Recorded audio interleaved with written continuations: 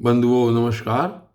कल की वीडियो में आपने मनु के पृथक पृथक कर्मों के निरूपण के विषय में सुना और आज यहाँ पर देखिए इस सुंदर अध्याय में श्रीमद् भागवत में क्या कहते हैं।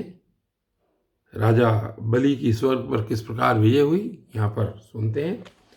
तो राजा परीक्षित ने पूछा कि भगवान श्री हरि स्वयं ही सब के स्वामी हैं, फिर उन्होंने दीनहीन की भांति राजा बलि से 3 पग पृथ्वी क्यों मांगी, तथा जो कुछ वे चाहते थे वह मिल जाने पर भी उन्होंने बलि को बांधा क्यों। मेरे हृदय में इस बात का बड़ा कौतूहल है कि स्वयं परिपूर्ण यज्ञेश्वर भगवान के द्वारा याचना और निरपराध का बंधन ये दोनों ही कैसे संभव हुए, हम लोग यह जानना चाहते हैं। तो श्री सुखदेव जी कहते हैं, श्री सुखदेव जी ने कहा कि परीक्षित, जब इंद्र ने बलि को पराजित करके उनकी संपत्ति छीन ली और उनके प्राण भी ले लिए, तब रघुनंदन शुक्राचार्य ने उन्हें अपनी संजीवनी विद्या से जीवित कर दिया। इस पर शुक्राचार्य जी के शिष्य महात्मा बलि ने अपना सर्वस्व उनके चरणों पर चढ़ा दिया और वे तन मन से गुरु जी के साथ ही समस्त भृगुवंशी ब्राह्मणों की सेवा करने लगे। इससे प्रभावशाली भृगुवंशी ब्राह्मण उन पर बहुत प्रसन्न हुए। उन्होंने स्वर्ग पर विजय प्राप्त करने की इच्छा वाले बलि का महाभिषेक की विधि से अभिषेक करके उनसे विश्वजित नाम का यज्ञ कराया। यज्ञ की विधि से हविष्यों के द्वारा जब अग्नि देवता की पूजा की गई, तब यज्ञ कुंड में सोने की चद्दर से बड़ा हुआ एक बड़ा सुंदर रथ निकला। फिर इंद्र के घोड़ों जैसे हरे रंग के घोड़े और सिंह के चिन्ह से युक्त रथ पर लगाने की ध्वजा निकली। साथ ही सोने के पत्र से बड़ा हुआ दिव्य धनुष, कभी खाली न होने वाले 2 अक्षय तरकश और दिव्य कवच भी प्रकट हुए। दादा प्रहलाद जी ने उन्हें एक ऐसी माला दी जिसके फूल कभी कुमलाते न थे, तथा शुक्राचार्य ने एक शंख दिया। इस प्रकार ब्राह्मणों की कृपा से युद्ध की सामग्री प्राप्त करके उनके द्वारा स्वस्ति वाचन हो जाने पर राजा बलि ने उन ब्राह्मणों की प्रदक्षिणा की और नमस्कार किया। इसके बाद उन्होंने प्रहलाद जी से संभाषण करके उनके चरणों में नमस्कार किया। फिर वे भृगुवंशी ब्राह्मणों के दिए हुए दिव्य रथ पर सवार हुए। जब महारथी राजा बलि ने कवच धारण कर धनुष, तलवार, तरकश आदि शस्त्र ग्रहण कर लिए और दादा की दी हुई सुंदर माला धारण कर ली, तब उनकी बड़ी शोभा हुई। उनकी भुजाओं में सोने के बाजूबंद और कानों में मकराकृति कुंडल जगमगा रहे थे। उनके कारण रथ पर बैठे हुए वे ऐसे सुशोभित हो रहे थे मानो अग्निकुंड में अग्नि प्रज्वलित हो रही हो। उनके साथ उन्हीं के समान ऐश्वर्य बल और विभूति वाले दैत्य सेनापति अपनी अपनी सेना लेकर हो लिए। ऐसा जान पड़ता था मानो वे आकाश को पी जाएंगे और अपने क्रोध भरे प्रज्वलित नेत्रों से समस्त दिशाओं को क्षितिज को भस्म कर डालेंगे। राजा बलि ने इस बहुत बड़ी आसुरी सेना को लेकर उसका युद्ध के ढंग से संचालन किया तथा आकाश और अंतरिक्ष को कपाते हुए सकल ऐश्वर्य से परिपूर्ण इंद्रपुरी अमरावती पर चढ़ाई की। देवताओं की राजधानी अमरावती में बड़े सुंदर सुंदर नंदनवन आदि उद्यान और उपवन हैं। उन उद्यानों और उपवनों में पक्षियों के जोड़े चहकते रहते हैं। मधुलोभी भौरे मतवाले होकर गुनगुनाते रहते हैं। लाल लाल नए नए पत्तों, फलों और पुष्पों से कल्प वृक्षों की शाखाएं लदी रहती हैं।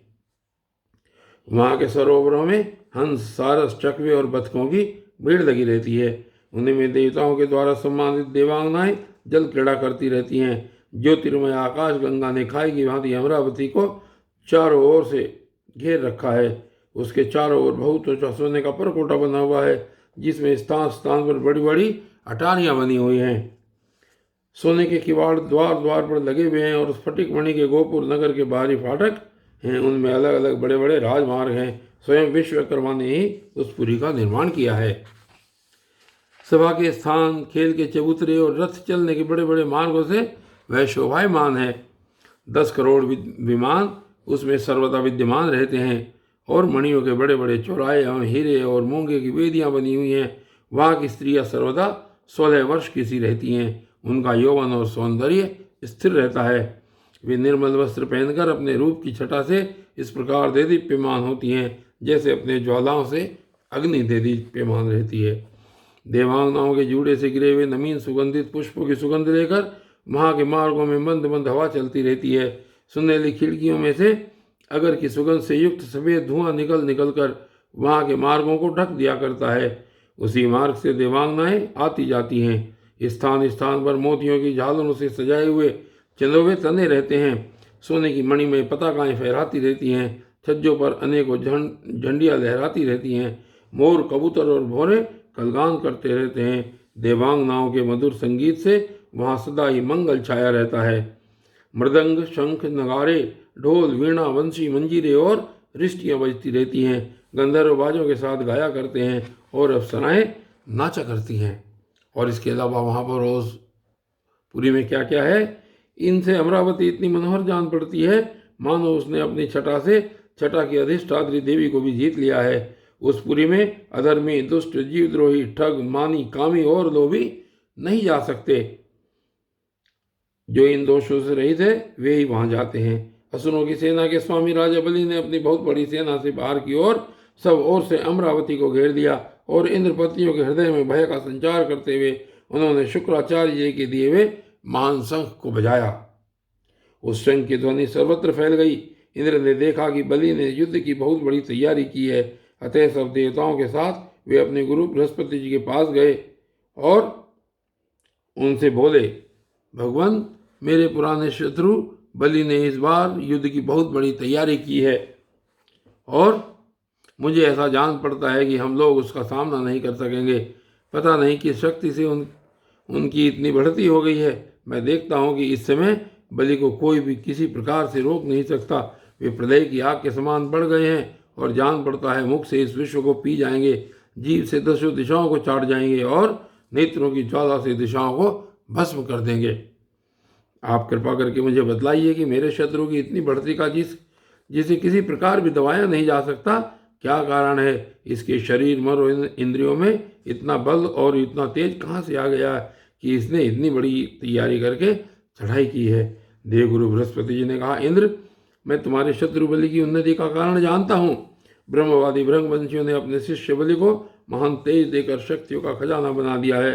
सर्वशक्तिमान भगवान को छोड़कर तुम या तुम्हारे जैसा और कोई भी बलि के सामने उसी प्रकार नहीं ठहर सकता जैसे काल के सामने प्राणी।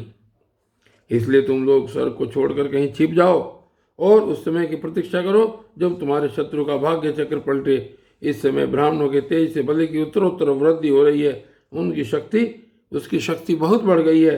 जब यह उन्हीं ब्राह्मणों का तिरस्कार करेगा तब अपने परिवार परिकर के साथ नष्ट हो जाएगा। बृहस्पति जी देवताओं के समस्त स्वार्थ और परमार्थ के ज्ञाता थे। उन्होंने जब इस प्रकार देवताओं को सलाह दी तब वे स्वेच्छानुसार रूप धारण करके स्वर्ग छोड़कर चले गए।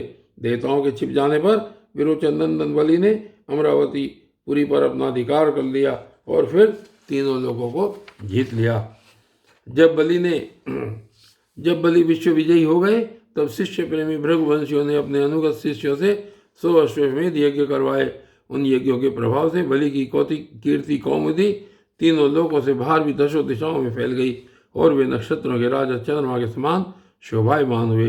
ब्राह्मण देवताओं की कृपा से प्राप्त समृद्ध राज्य लक्ष्मी का वे बड़ी उदारता से उपभोग करने लगे और अपने को कृतकृत्य सा मानने लगे। और बंधुओं, आज की वीडियो में सिर्फ इतना ही और आगे की वीडियो में क्या होता है ये फिर देखेंगे। तब तक के लिए धन्यवाद।